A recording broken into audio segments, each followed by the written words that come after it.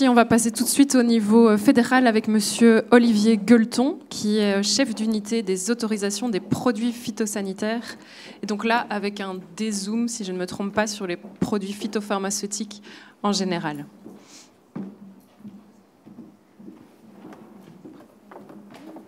Je vais essayer comme ça avec le micro là. Merci.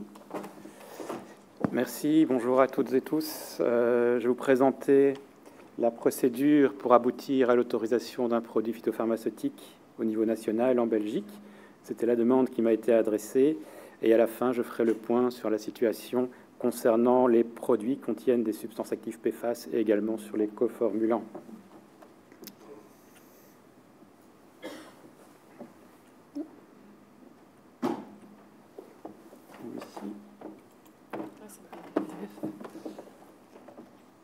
Oui, c'est un PDF.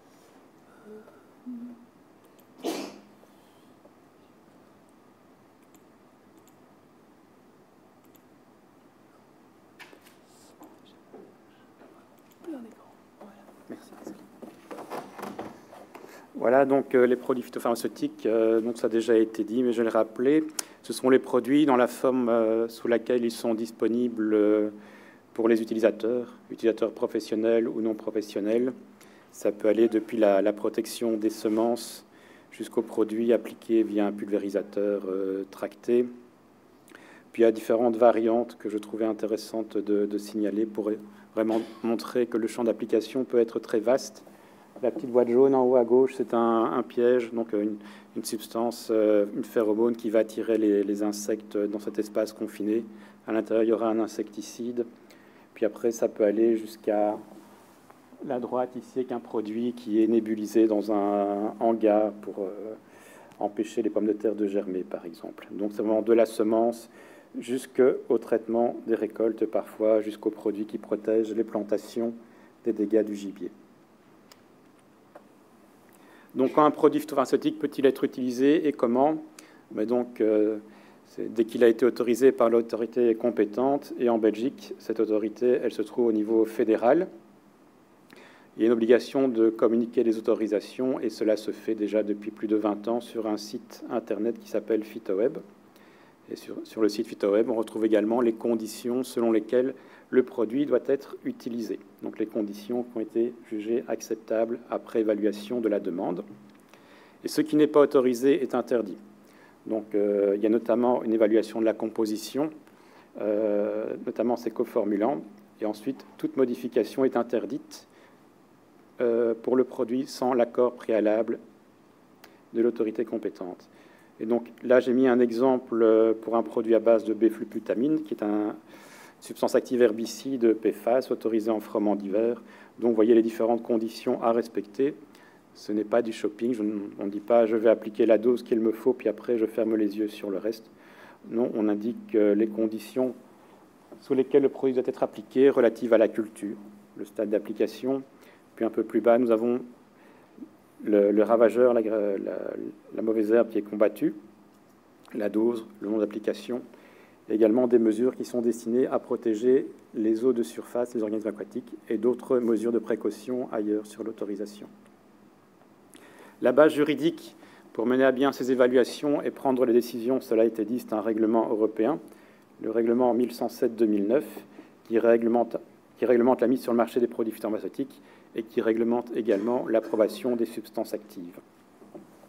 Un règlement, il est directement applicable par tous les pays, par tous les États membres de l'Union européenne. Il ne doit pas être transposé en législation nationale. Il est censé être appliqué de la même façon par tous les pays. Alors, rapidement, la différence entre le système qui est mis en place pour la substance active et pour les produits phytopharmaceutiques. Pour les substances actives, la décision est une décision communautaire. Donc, le niveau de décision se trouve au niveau européen. La coordination est faite par la Commission européenne, la Direction générale santé. Il faut présenter le dossier pour obtenir l'approbation de la substance active avec toutes les études. On fait l'évaluation du risque pour au moins un produit phytopharmaceutique représentatif, pour au moins un usage représentatif. Et les critères d'évaluation et de décision sont fixés dans cette législation européenne. Dès que la substance active a été approuvée, alors les firmes phytopharmaceutiques viennent auprès de chaque État membre pour obtenir l'autorisation sur les territoires nationaux. Alors, l'autorisation est nationale pour les produits phytopharmaceutiques, mais l'évaluation est en principe zonale, voire interzonale. Donc, pour faciliter un peu les procédures et faciliter les reconnaissances mutuelles des autorisations entre les différents pays, lorsque le produit est appliqué à l'intérieur, lorsqu'il n'y a pas d'influence des conditions de sol ou du climat météorologique, il y a un seul pays qui va évaluer tous les usages pour l'ensemble des pays de l'Union européenne. Par contre, si le produit phytopharmaceutique doit être appliqué à l'extérieur, où là il sera soumis aux aléas climatiques, à des conditions de sol, alors les États membres de l'Union européenne ont été répartis en 3 zones. La Belgique se trouve dans la zone centre, donc ce sont les pays qui sont en vert, qui va depuis l'Irlande jusqu'à la Roumanie, en englobant la Slovénie. La France est dans la zone sud, tous les États membres qui bordent la Méditerranée, à l'exception de la Slovénie. Et la zone nord, ce sont les États baltes avec les États scandinaves.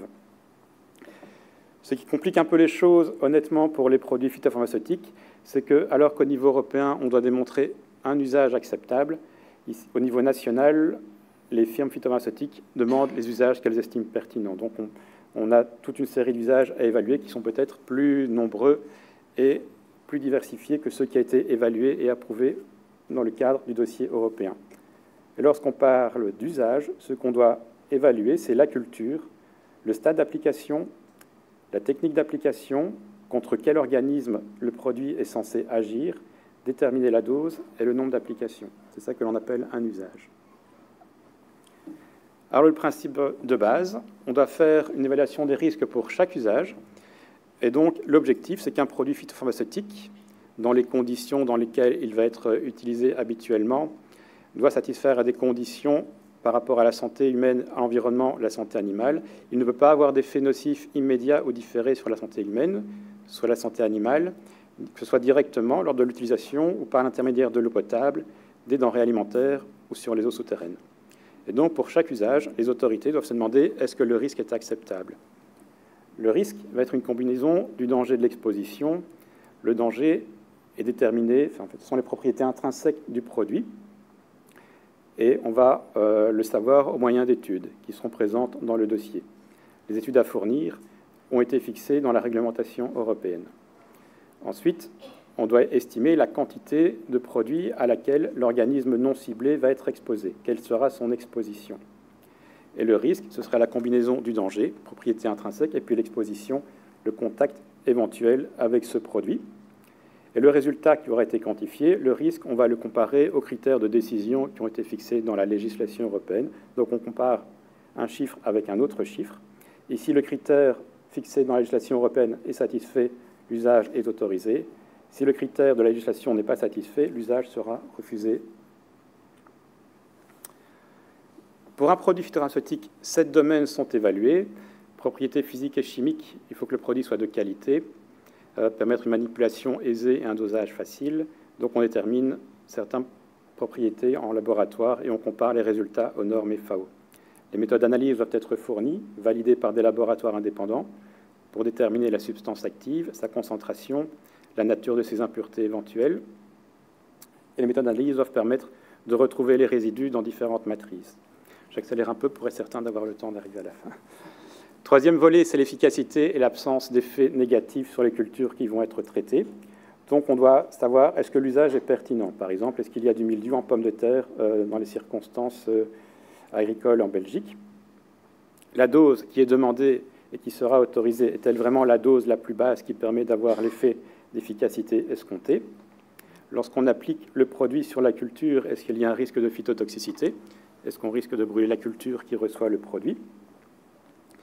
Lorsqu'on applique le produit sur une culture, quel est le risque que les cultures adjacentes soient endommagées par une dérive? Et après, une culture succède à une autre culture, quels sont les risques présentés par le traitement phytopharmaceutique pour les cultures suivantes dans la rotation? Et un principe important à savoir, c'est que dans le dossier biologique que nous recevons, qui détermine l'efficacité, différentes doses doivent être testées, et on autorise toujours la dose la plus faible qui donne la meilleure efficacité dans la plupart des circonstances rencontrées. Maintenant, je vais parler rapidement de deux domaines qui sont liés au risque des personnes, le risque non alimentaire et puis le risque alimentaire. Concernant les risques non alimentaires, on va évaluer le risque qui est rencontré par 4 catégories de personnes. Première catégorie, ce sont les opérateurs. C'est un terme qui est utilisé dans le document d'orientation de l'EFSA pour désigner les personnes qui vont manipuler les produits, ouvrir l'emballage, le mettre dans le pulvérisateur, appliquer le produit, rincer le pulvérisateur. La deuxième catégorie regroupe les travailleurs et les inspecteurs. Donc les travailleurs, c'est typiquement la personne qui va aller dans un verger, par exemple, pour récolter des fruits 8 heures par jour. L'inspecteur, c'est une personne qui va dans une parcelle pour voir un peu l'évolution de sa culture. La quatrième catégorie, ce sont les résidents et les passants. Donc les résidents, les personnes qui résident à proximité des parcelles traitées. Et donc, pour que le risque soit considéré acceptable, le risque non alimentaire, il faut que la concentration estimée de ces personnes-là soit inférieure à une dose qui aurait été considérée comme acceptable au niveau, sur base des dossiers européens. Les risques alimentaires, quels sont les risques que rencontrent les consommateurs? Donc, de nouveau, nous utilisons des études, on appelle les études de résidus. Elles doivent être fournies pour les usages revendiqués, à la dose demandée, et alors sur base d'un modèle d'exposition des consommateurs qui regroupe des régimes pour 27 catégories de personnes dans l'Union européenne. On calcule un peu la quantité maximum de substances actives qui va être ingérée via le régime, et cette quantité maximum ingérée, on la compare à une dose journalière admissible. La dose journalière admissible, c'est la dose qu'on considère comme pouvant être ingérée tout au long de la vie de la personne sans avoir d'effet nocif sur la santé. Dans certains cas, il y a un risque aigu qui est calculé, pas dans toutes les circonstances. Cela dépend des dossiers qui sont examinés, du type de substance active et du type d'aliment. Donc un exemple concret, c'est quel est le risque lorsque je consomme des fraises sur une seule journée, qu'une substance active, par exemple insecticide ou fongicide, présente pour la santé, puisque j'utilise expressément l'exemple des fraises, parce que les fraisiers ont une floraison étalée, donc une fructification étalée, une récolte étalée, et parfois il est justifié d'appliquer un fongicide pour protéger les fruits nouvelles qui sont en train de se former, et il y aurait déjà des fruits qui seraient prêts pour la récolte, donc il est intéressant, il doit être assuré que le risque aigu est acceptable. Donc c'est les risques alimentaires, mais les études de résidus sont également utilisées pour déterminer les limites maximum en résidus. Donc cette LMR doit être toujours respectée pour que le produit puisse être librement mis sur le marché, qu'il n'y ait pas d'infraction à la libre circulation. Le respect de la LMR est la garantie que le produit a été appliqué selon l'usage qui a été autorisé et évalué. Ce n'est pas une limite toxicologique. Alors, j'en arrive maintenant à ce qui fait l'objet de cette journée d'études, donc le comportement des produits phytopharmaceutiques dans l'environnement et que fait-on pour estimer les risques. Donc, lorsque le produit est appliqué dans l'environnement, comme l'a dit le professeur Schiffers, il y a une pollution diffuse lorsque le produit est utilisé normalement. Et donc, lorsque le produit atteint le sol, on doit un peu vérifier quelles sont les concentrations estimées dans ce sol. Et donc, sur base de différentes études, on doit déterminer le comportement de la substance active dans le sol. Oula. Oui, le temps passe vite. Donc, on détermine les concentrations estimées dans le sol que l'on doit ensuite transmettre à l'écotoxicologie pour déterminer les effets sur les organismes qui vivent dans le sol. Concernant les eaux souterraines, donc modèle européen, qui va déterminer les concentrations qui sont susceptibles d'atteindre les eaux souterraines. Alors, pour l'Union européenne, il faut démontrer que cette concentration de 0,1 microgramme par litre pour les substances actives et pour les métabolites pertinents sera respectée. Si le métabolite n'est pas pertinent, n'est pas considéré comme pertinent, cette limite est de 10 microgrammes par litre. Cette concentration de 10 microgrammes par litre n'est pas un critère, un principe d'uniforme décision, c'est une recommandation, et la Belgique applique cette recommandation européenne. Et pour la Belgique, il faut que les concentrations estimées dans 4 scénarios que l'on estime pertinent pour la Belgique.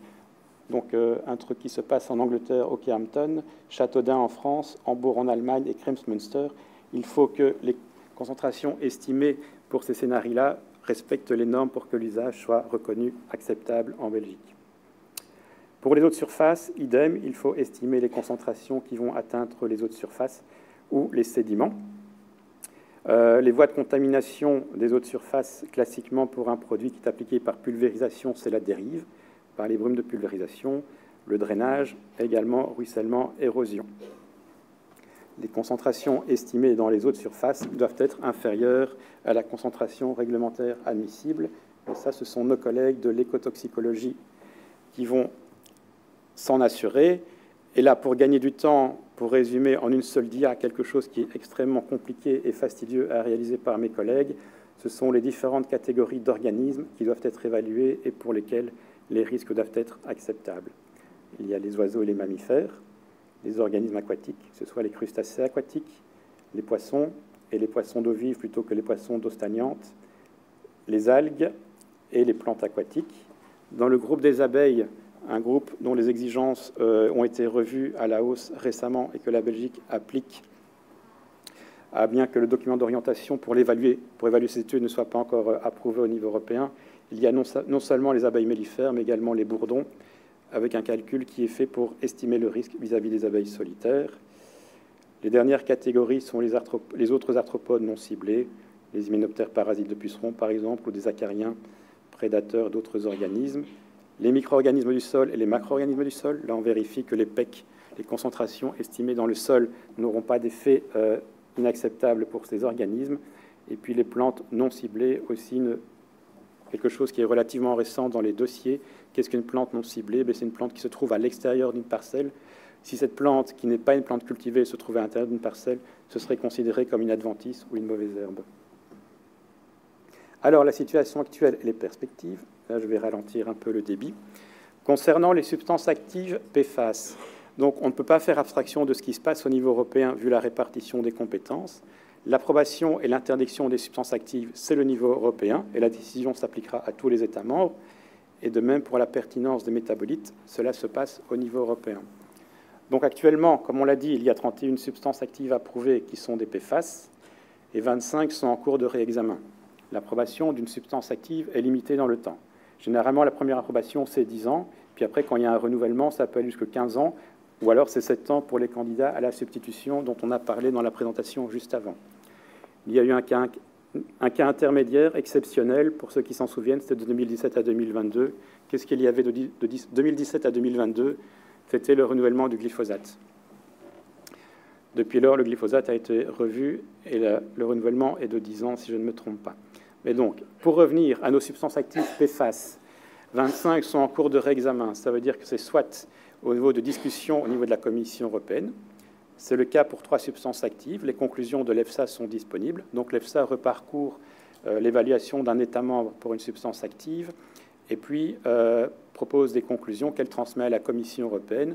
La Commission européenne, sur base des conclusions de l'EFSA, fait un rapport d'examen qu'elle soumet aux États membres avec une proposition de décision. Donc cela a déjà été dit. Oui, oui, ça prend du temps. J'ai l'impression que d'autres ont eu plus de temps que moi. Je suis désolé. OK. Donc, 6 substances actives sont en cours de révision au niveau du peer review, donc la révision par les experts au niveau de l'EFSA, ça passera ensuite au niveau de la Commission, et ces évaluations sont toujours auprès des États membres rapporteurs. On leur a demandé d'accélérer le rythme d'évaluation. La Belgique n'est pas État membre rapporteur pour des substances actives PFAS. Alors, la persistance seule, comme on l'a vu, n'est pas un critère d'exclusion. Et là, on ne sait pas si elle le deviendra, mais la Belgique soutiendra l'ajout de ce seul critère comme critère d'exclusion. Alors, pour conclure, j'ai quand même besoin d'un peu de temps. Alors, lorsque la décision au niveau européen est connue, ça c'est une décision qui se prend substance active par substance active, il faut procéder au réexamen des autorisations nationales. Alors, si la substance n'est pas renouvelée, on procède alors au retrait des autorisations nationales avec un délai de grâce qui est fixé dans la législation européenne. Si jamais la substance active est renouvelée, il faut vérifier que les autorisations nationales satisfont aux critères les plus récents d'autorisation. J'en viens alors au TFA. Si jamais celui-ci est déclaré comme pertinent, ce ne sera plus la recommandation de 10 microgrammes par litre qui va s'appliquer, mais le seuil de 0,1 microgrammes par litre qui sera respecté pour chaque usage. Si ce n'est pas le cas, il y aura un retrait. On a parlé de la pertinence du TFA. Effectivement, il y a eu des données adverses qui ont été fournies par une firme et puis d'autres firmes qui constituent la Task Force TFA. L'Allemagne est l'État membre rapporteur pour établir la classification du TFA. L'Allemagne a proposé de le considérer comme pertinent catégorie 2 pour les effets tératogènes. Cela doit être confirmé maintenant par l'ECHA, l'Agence européenne des produits chimiques. Si jamais l'ECHA confirme que ce métabolite TFA est pertinent, la Belgique demandera le réexamen des substances PFAS déjà approuvées. En parallèle, concernant les valeurs toxicologiques de référence du TFA, dose journalière acceptable et dose aiguë de référence qui sont utilisées dans les risques alimentaires, eh bien, l'EFSA a été mandatée par la Commission l'an dernier pour revoir toutes les données disponibles et toutes nouvelles données pour, si je ne me trompe pas, 31 substances actives, afin de vérifier quelle serait la DJA et la dose aiguë de référence à utiliser. Je n'ai rien mis dans la colonne de droite parce que ça ne signifie pas qu'il ne se passera rien au niveau national. Il faut d'abord attendre les conclusions de cette révision des valeurs toxicologiques de référence.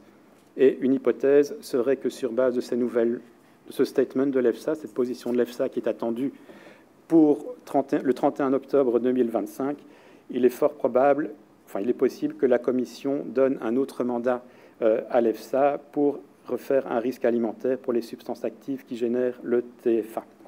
Les coformulants, ça permettra de répondre à une question qui a été posée dans l'assistance lors d'une première présentation. Comme cela a été dit, il y a une volonté d'interdire les coformulants PFAS. À côté de cela, il y a un règlement qui interdit certains coformulants, et les coformulants, pour être interdits, sont interdits selon les mêmes critères que les substances actives, donc ce qui est CMR et perturbateurs endocriniens, POP, PBT, etc. Ce qui se passe en Belgique, et là je vais vraiment en terminer par cela, il y a très peu de coformulants dans les produits phytopharmaceutiques qui sont des PFAS. Il y en a deux qui sont associés dans un même coformulant, dont un est un POP qui a été notifié à la Commission européenne, qui se retrouve dans 3 herbicides, un produit de référence et 2 produits dérivés. Et donc, nous avons, en plus d'avoir notifié le POP à la Commission européenne pour l'ajouter à la liste des coformulants interdits, en sachant qu'il y avait une initiative pour interdire les coformulants PFAS, l'autorité fédérale belge a demandé à la firme titulaire des autorisations d'introduire un changement de composition. Nous l'avons reçu et ce sera examiné dans le courant de cette année 2025. Donc, ce PFAS va être supprimé en tant que coformulant. Et ensuite, il y a encore 2 autres produits, un produit de référence et un produit dérivé, qui sont en fait 2 produits à base de phéromones, des phéromones de confusion sexuelle que l'on applique dans les vergers au moyen d'aérosols. Et le gaz propulseur est un PFAS, mais également une molécule fluorée qui fait l'objet d'une interdiction sur base d'une autre législation européenne, la législation, un règlement sur les gaz à effet de serre fluorés. Et donc, nous sommes en discussion avec le département de notre SPF qui est en charge de cette législation pour voir ce que nous pouvons faire par rapport à ce qu'eux doivent faire. C'est toujours l'autorité qui est responsable de la compétence, qui doit dire à l'autre ce qu'elle peut faire sans piétiner sur les prérogatives de l'autre. Et donc, à terme, à court terme, il n'y aura plus de coformulants PFAS à terme en Belgique. Et puis ensuite, en ce qui concerne les substances actives, c'est à voir au cas par cas au niveau européen. Et le TFA, la discussion est en cours au niveau européen. Je vous remercie.